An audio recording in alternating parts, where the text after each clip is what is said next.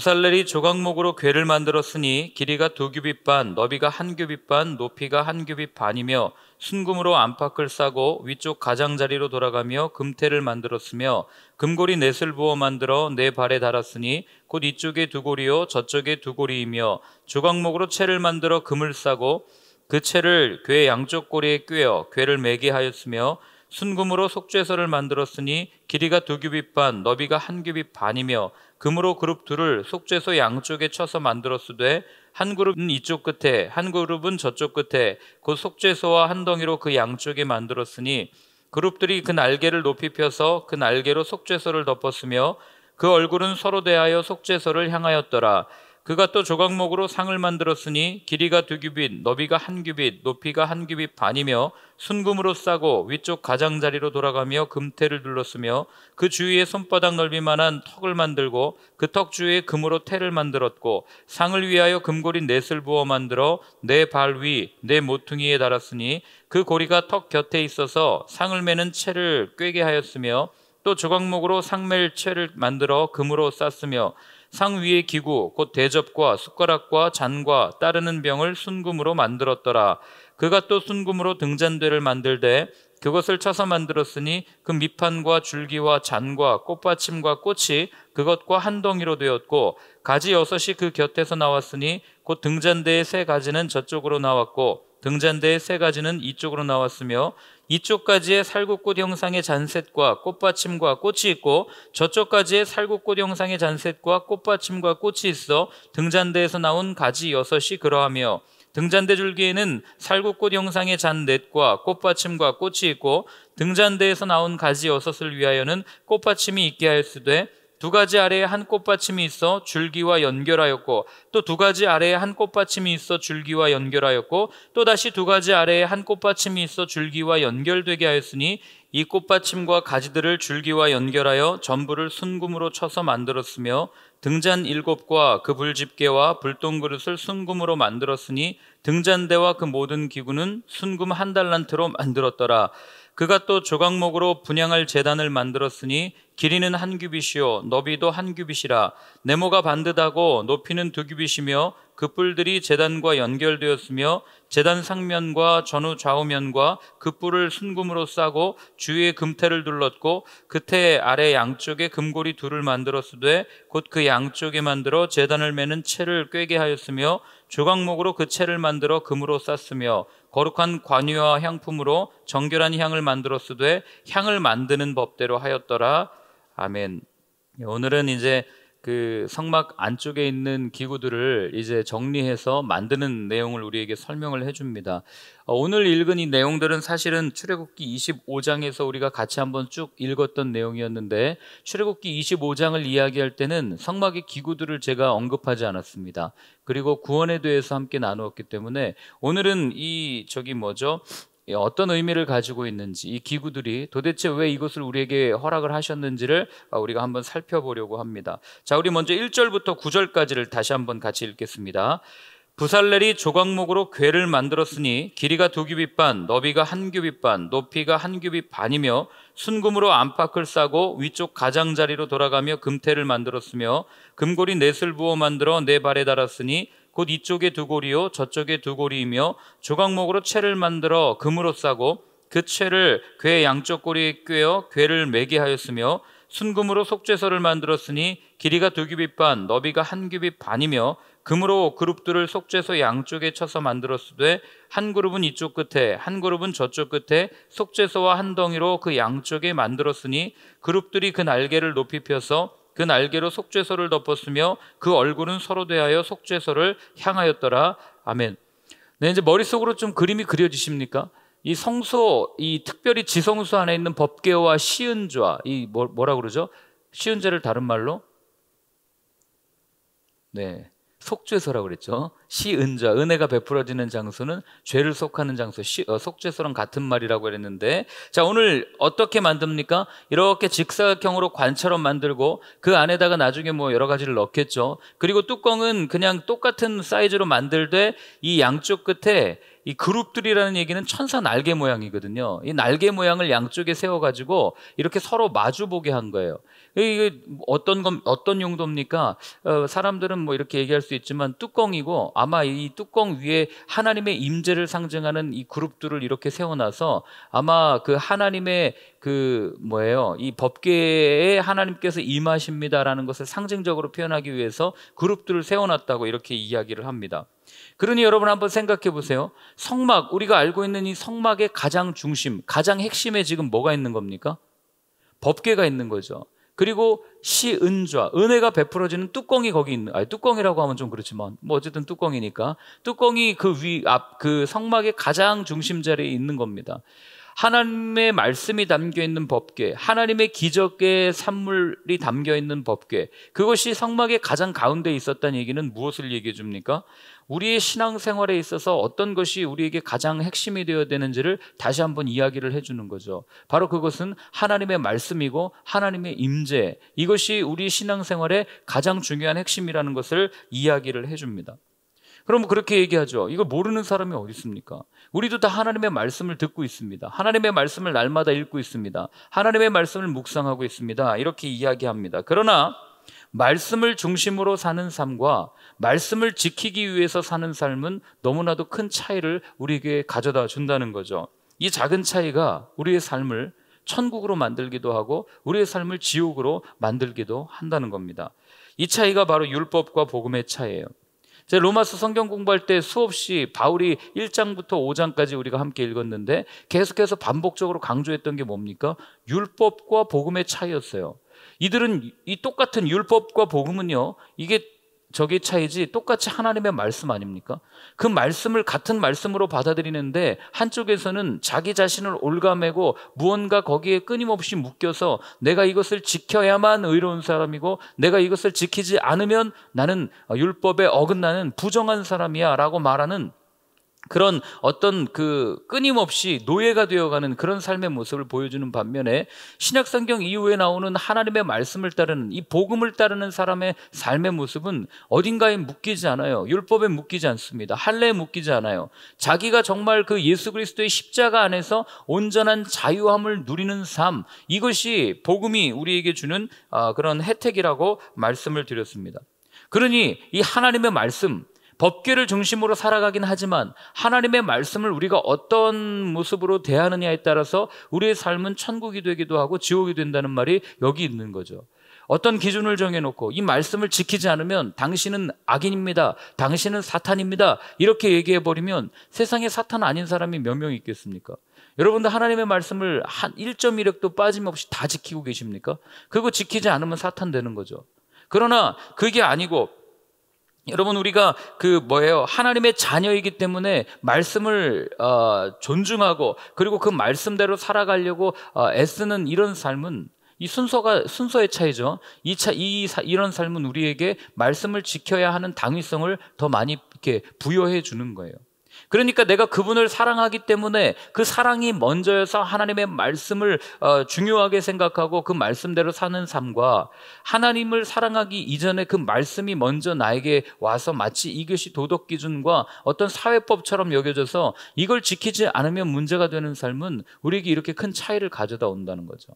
여러분, 신앙생활 하는데 말씀 읽는데 자유함이 없다면 어쩌면 우리는 이런 말씀을 이렇게 율법처럼 여기고 신앙생활을 하는 건지도 모르겠습니다. 그래서 바울이 그러잖아요. 나는 할례자에게나 무할례자에게나, 오늘날로 얘기하면 세례를 받은 사람이나 받지 않은 사람이나 하나님 앞에서 똑같다는 겁니다. 그럼 우리는 반발합니다. 말도 안 되는 소리 하지 마십시오. 세례가 얼마나 중요한 건데 세례를 받아야만 무언가 되는 거 아니겠습니까? 세례를 받아야만 우리가 정식 교인으로 등록이 되고 그 다음에 함께 신앙생활하는 형제자매가 되는 거 아니겠습니까? 그렇게 이야기해요. 그래서 어떤 분들은 그 부모님들 그 마음은 이해가 됩니다. 어떻게 해서든지 세례를 드리고 싶어하는 그 마음은 이해가 돼요. 그러나 세례보다 훨씬 더 중요한 것은 내가 세례를 하는 행위를 받느냐 안 받느냐, 그게 중요한 것이 아니라 내가 예수를 그리스도라고 고백하고 내 주님으로 인정하느냐 안 하느냐, 그게 훨씬 더 중요하다는 것을 오늘 이 하나님의 법궤, 이 말씀은 우리에게 들려주는 거죠. 근데 이스라엘 백성들은 이걸 오해했어요. 그래가지고 그들은 이 성전이 멸망할 때까지, 예루살렘이 멸망할 때까지 하나님의 말씀을 자신들의 기준으로 만들어서 얼마나 많은 율법들을 만들어 놨어요. 하나님이 안식일을 지켜라 하는 그 안식일을 온전히 지키기 위해서 안식일을 지키기 위한 율법들을 더 많이 만들어 놓고 사람들의 숨통을 조여가지고 아무것도 하지 못하게 만들어버리는 이런 일들을 우리가 신약 성경을 통해서 읽어가지 않았습니까? 오늘날도 마찬가지 아니에요. 그러니 여러분, 우리가 이 말씀을 어떻게 대하고 그 말씀을 어떻게 지키는 그 당위성이 어디 있는가? 하나님을 사랑하기 때문에. 여러분, 자녀가 부모를 사랑하면 부모 말 듣지 말라 그래도 듣잖아요. 그런데 만약에 내 자녀가 내 말을 듣는데 나는 아빠가 정말 무서워가지고 아빠 말 안 들으면 나 죽어, 그러면서 애가 말을 듣는다. 그럼 그걸 듣는 아빠의 마음이, 야, 너 나를 두려워하는구나, 너 역시 내 자식이야, 이렇게 말할 아빠가 어디 있어요. 너 왜 이렇게 두려워해? 벌벌벌벌 떨면서, 아빠 오늘 나 100원만 주면 안 돼요? 왜? 아빠 나 오늘 구두 닦아놨으니까 1000원만 주면 안 돼요? 이렇게 말하는 가정이 그게 정상이겠습니까? 비정상이죠. 그러나 자녀는 아빠를 정말 사랑한다면 내가 아빠한테 뭘 하지 않아도 그냥 아빠니까 좋은 거 아니에요? 그러니 어딜 나가도 아빠 손을 붙잡는 거고, 아빠와 함께 끊임없이 이야기하려고 하는 거고, 아빠에게 나와서 아빠와 함께 어딜 가는 걸 좋아하는 이유가 아빠를 정말 좋아하니까, 사랑하니까 그런 거 아니겠어요? 그러니 그 모습으로 하나님을 대할 것인가? 아니면 제가 처음에 말씀드렸던 그런 유대인들과 같은 모습으로 우리가 말씀을 대하고 하나님을 대할 것인가는 여러분들이 선택하시면 됩니다.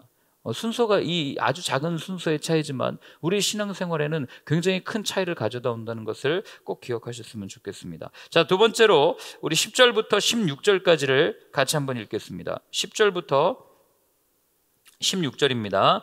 그가 또 조각목으로 상을 만들었으니 길이가 2규빗, 너비가 1규빗, 높이가 1규빗 반이며 순금으로 싸고 위쪽 가장자리로 돌아가며 금테를 둘렀으며 그 주위에 손바닥 넓이만한 턱을 만들고 그 턱 주위에 금으로 테를 만들었고 상을 위하여 금고리 넷을 부어 만들어 네 발 위 네 모퉁이에 달았으니 그 고리가 턱 곁에 있어서 상을 매는 채를 꿰게 하였으며 또 조각목으로 상맬 채를 만들어 금으로 쌌으며 상 위에 기구 곧 대접과 숟가락과 잔과 따르는 병을 순금으로 만들었더라. 아멘.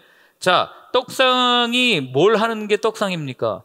그냥 말 그대로 떡을 올려놓는 상이 떡상이에요. 이스라엘의 12지파를 상징하는 12개의 떡을 그 위에 올려놓고, 그리고 제사장들이 그 성소 안에서 왔다 갔다 하면은 배고플 거 아닙니까? 허기질 거 아니에요. 그때마다 하루가 지난 그 떡을 이렇게 집어가지고 먹을 수 있도록 해준 게 바로 떡상입니다. 그러니까 이스라엘을 상징하는 동시에 제사장들의 배를, 이 배고픔을 해결해주는 그런 게 떡상이었는데, 자, 이게 어떤 의미를 가지고 있는가? 예수님께서 분명하게 말씀하시죠. 사람이 떡으로만 살 것이 아니라 뭐로만 산다고 말씀합니까? 하나님의 말씀으로 산다고 이야기해요.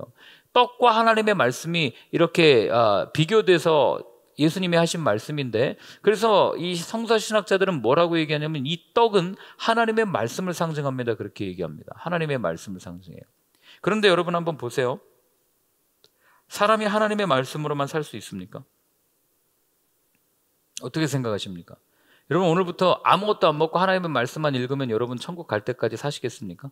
하나님께서 허락하신 생명을 다할 때까지. 물론 천국은 갈 때까지는 살겠죠. 금식하다가 굶어 아사하면은 천국 갈 거 아닙니까? 그렇게 해서 주님을 만나는 그거 말고 우리에게 주어진 이 육신의 건강을 다하면서 살기까지 하나님의 말씀으로만 충분하다 하시는 분 한번 손 들어 보십시오. 아무도 안 계시죠? 우리는 하나님의 말씀으로만 살 수 없는 존재이기 때문에 그래요. 그 얘기는 무슨 얘기입니까? 우리는 떡을 먹어야 우리 육신도 유지가 된다는 얘기죠. 그런데 사람들은 이 떡으로만 살려고 하니까 예수님께서 이 땅에 오셔서 하신 말씀이 뭐예요? 사람이 떡으로만 살 수는 없다. 이걸 분명하게 이야기하시는 거죠. 우리를 오해하면은, 그래, 하나님의 말씀이 중요하니까 말씀만 먹고 살아야지. 이거는 난 이슬만 먹고 살아야 하는 이런 거짓말이랑 똑같은 거죠. 어떻게 말씀만 먹고 삽니까? 밥도 먹어야 사는 거고, 김치도 먹어야 사는 거고, 음식을 먹어야 하나님이 주신 음식 아닙니까? 그럼 도대체 이 말씀의 의미는 무엇입니까? 여러분들이 아시는 것처럼 우리는 여전히 내 배를 채우려고만 하는 인생을 살아가려고 할 때 그 배를 채우는, 이게 다른 용어로 얘기하면 내 욕심, 내 욕망, 내 것을만을 생각해서 살아가는 삶을 이야기하는 거 아니겠어요? 그러니 어제도 말씀드렸지만 죄는 결국 지독한 이기심인데, 결국 내가 떡으로만 산다는 얘기는 나 자신만을 위해서 이기적으로 죄를 지으며 살아가는 나는 그런 존재입니다. 배고프면 무언가 먹어서 배를 채우고 살아가는 동물과도 같은 삶입니다. 그걸 지금 예수님께서 꼬집고 있는 거예요. 그런데 예수님은 그 다음에 그렇게 말씀하시죠. 하나님의 말씀으로도 살아야 된다라고 분명하게 말씀하고 있는 겁니다. 그래서 이 떡은 하나님의 말씀을 의미하고, 또 한 가지는 이 떡은 무엇을 의미하냐면 예수 그리스도의 몸을 상징합니다. 여러분 요한복음 한번 찾아보실래요? 요한복음 6장입니다. 자, 요한복음 6장 51절 같이 한번 읽어보겠습니다. 요한복음 6장 51절입니다. 나는 하늘에서 내려온 살아있는 떡이니 사람이 이 떡을 먹으면 영생하리라. 내가 줄 떡은 곧 세상의 생명을 위한 내 살이니라 하시니라. 아멘. 지금 뭐라고 말씀하십니까? 자기의 몸을 내어주면서 내가 곧 생명의 떡이다. 그 윗절에 보면은 분명하게 말씀하실 거예요. 내가 생명의 떡이다. 지금 그 말씀을 하시는 거죠. 그러니까 예수님께서는 자기 자신을 떡으로 생각하셨어요. 나 자신을 떼어서 내 살을 먹어야만 살 수 있다라고 분명하게 말씀해 주셨죠. 이게 또한 무엇을 상징하겠어요?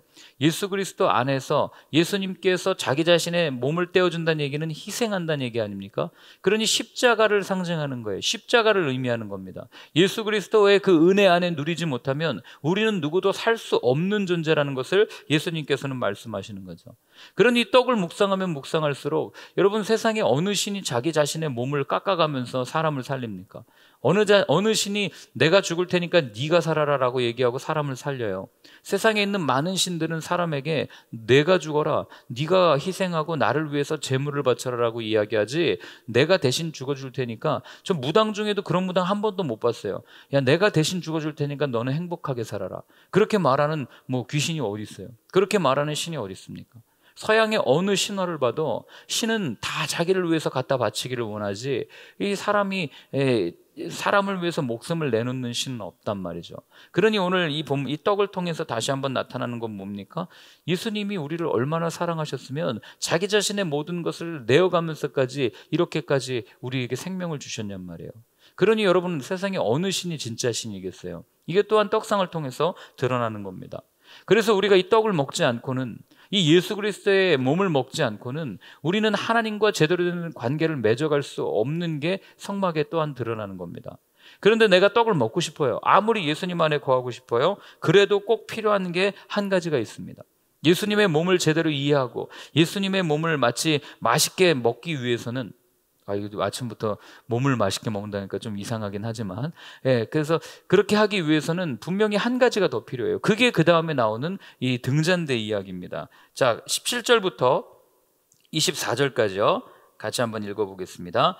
그가 또 순금으로 등잔대를 만들되 그것을 쳐서 만들었으니 그 밑판과 줄기와 잔과 꽃받침과 꽃이 그것과 한 덩이로 되었고 가지 6이 그 곁에서 나왔으니 곧 등잔대의 3가지는 저쪽으로 나왔고 등잔대의 3가지는 이쪽으로 나왔으며 이쪽 가지에 살구꽃 형상의 잔셋과 꽃받침과 꽃이 있고 저쪽 가지에 살구꽃 형상의 잔셋과 꽃받침과 꽃이 있어 등잔대에서 나온 가지 6이 그러하며 등잔대 줄기에는 살구꽃 형상의 잔넷과 꽃받침과 꽃이 있고 등잔대에서 나온 가지 6을 위하여는 꽃받침이 있게 하였으되 2가지 아래에 한 꽃받침이 있어 줄기와 연결하였고 또 2가지 아래에 한 꽃받침이 있어 줄기와 연결하였고 또 다시 2가지 아래에 한 꽃받침이 있어 줄기와 연결되게 하였으니 이 꽃받침과 가지들을 줄기와 연결하여 전부를 순금으로 쳐서 만들었으며 등잔 7과 그 불집게와 불똥그릇을 순금으로 만들었으니 등잔대와 그 모든 기구는 순금 1달란트로 만들었더라.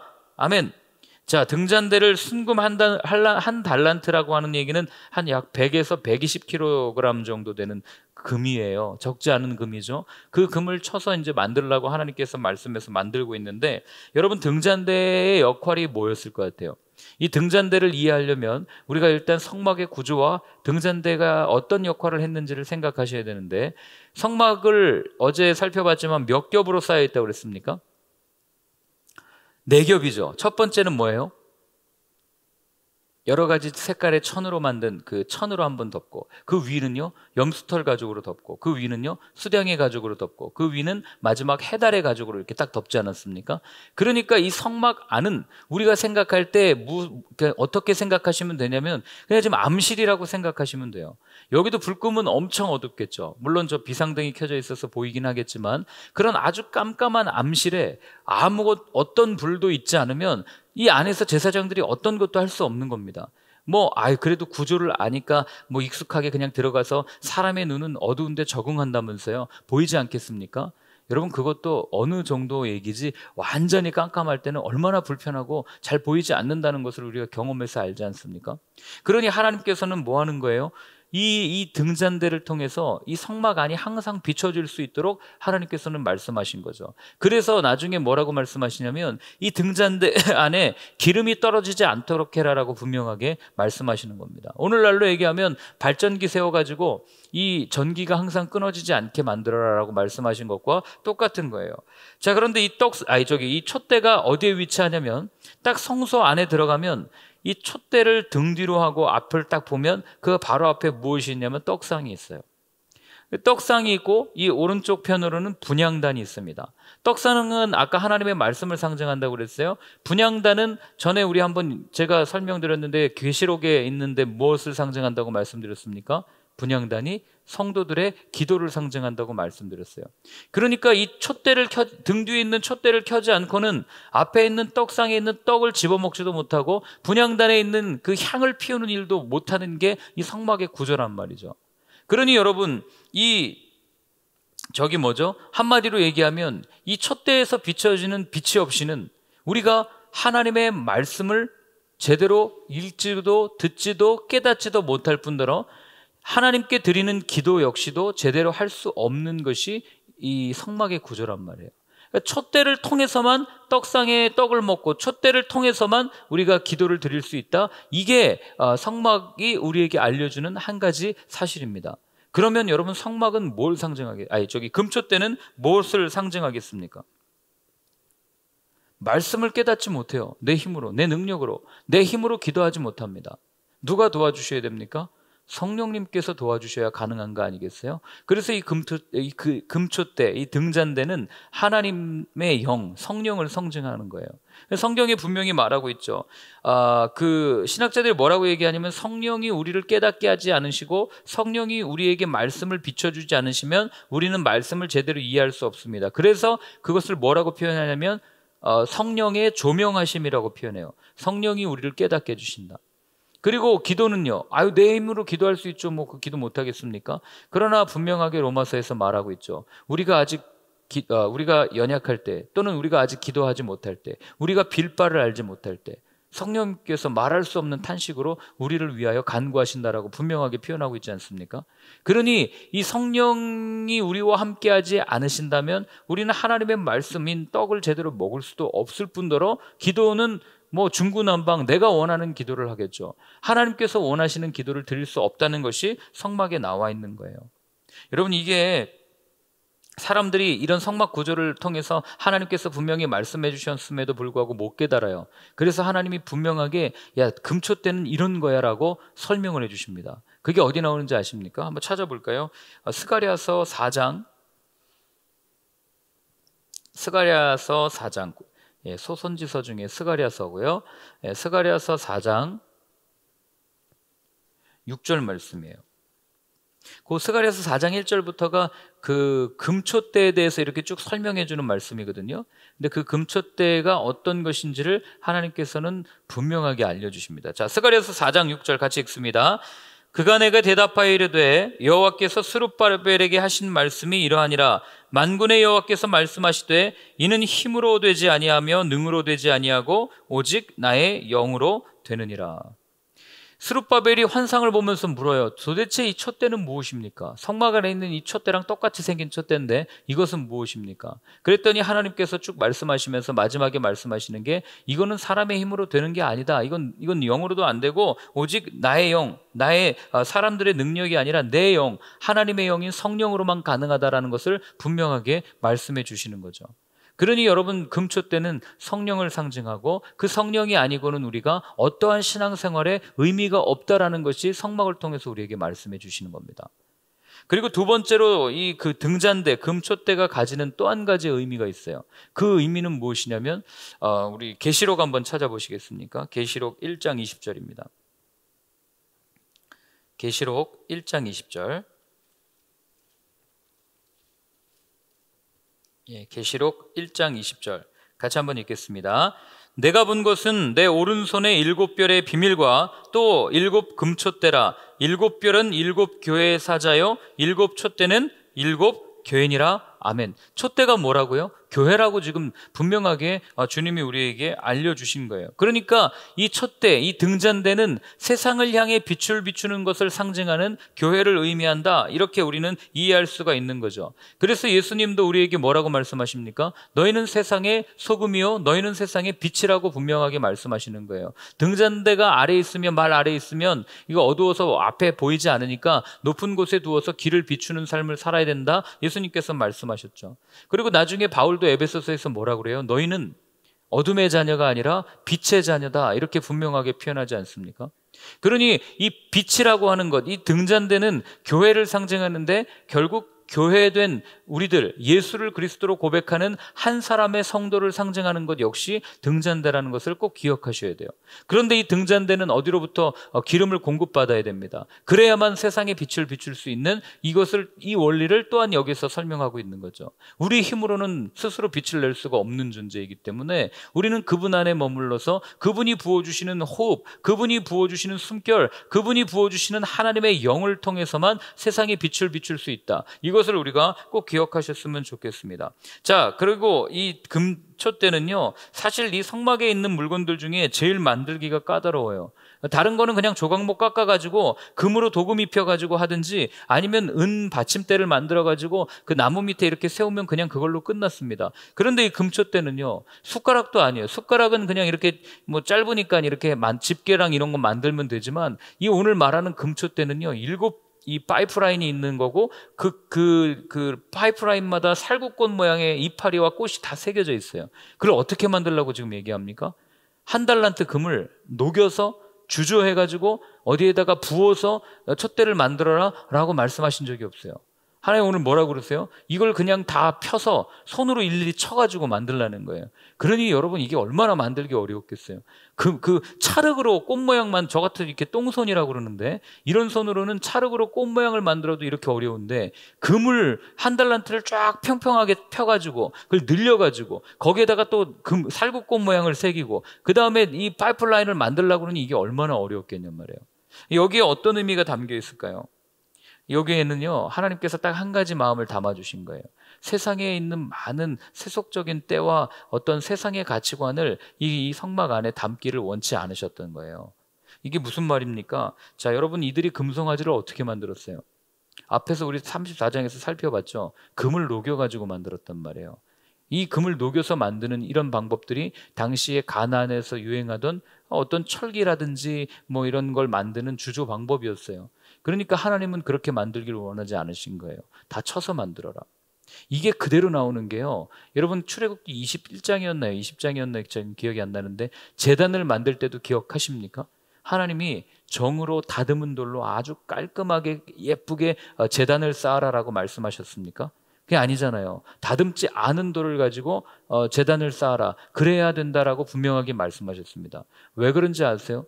당시 가나안 사람들은 그 돌을 다듬어서 아주 예쁜 제단과 멋있는 제단과 사람의 정성과 노력이 들어간 그 모든 것을 만들어서 마치 그게 신에게 어떤 자기의 무언가를 내어드리는 걸로 착각했단 말이죠. 근데 하나님께서는 그걸 원하신 게 아니에요. 하나님께서 임재하시는 곳에는 마치 날 것처럼 그냥 있는 그대로 하나님께서 만드신 그 모든 것을 있는 그대로 가져오기를 바라시는 마음이 여기 드러나는 거예요. 이것과 정반대로 드러나는 게 바벨탑 사건 아닙니까? 그들이 뭐라고 얘기해요? 자, 우리가 흙을 만들어서 이 벽돌을 구워가지고 우리가 한번 탑을 쌓아보자.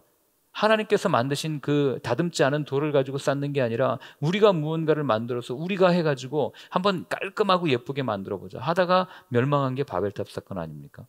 그러니 여러분, 이 성막을 통해서, 금잔대를 통해서 또한 하시는 이 말씀이 뭐예요? 하나님께서는 이 안에 있는 어떤 세상적인 많은 가치관, 하나님을 적대하는 이런 생각들을 다 빼버리고 순수하게 하나님 앞에 나오길 바라시는 그 마음이 여기 담겨 있는 거예요.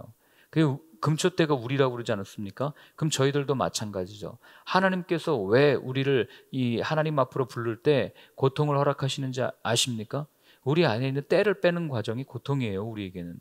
우리 안에 있는 불순물을 제거하는 과정이 우리에게는 고난으로 여겨지는 거죠.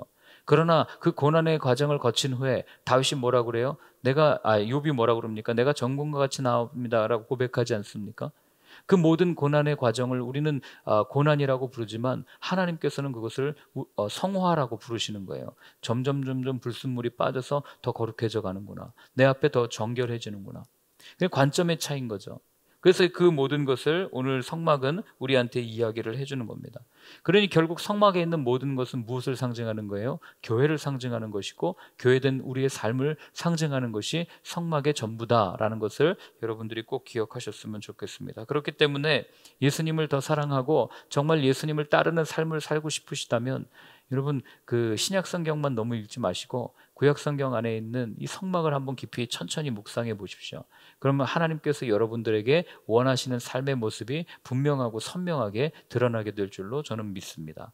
오늘 그래서 한번 같이 기도할 때는요, 우리 이렇게 한번 기도했으면 좋겠습니다. 하나님, 내가 온전한 교회로 살 수 있기를 원합니다. 하나님께서 나에게 능력을 주시고 이미 교회로 세워주셨는데 하나님 그 사명, 그 소명을 잘 감당하는 나의 삶이 되게 하여 주옵소서. 그리고 또한 이 땅에 있는 많은 교회들이 그들에게 주어진 사명들을 잘 감당함으로 하나님 앞에 많은 영혼들을 데리고 올 수 있는 그런 교회들로 다시 한번 거듭날 수 있도록 하나님 은혜를 더하여 달라고 우리 나 자신과 교회들을 위해서 한번 같이 기도하겠습니다.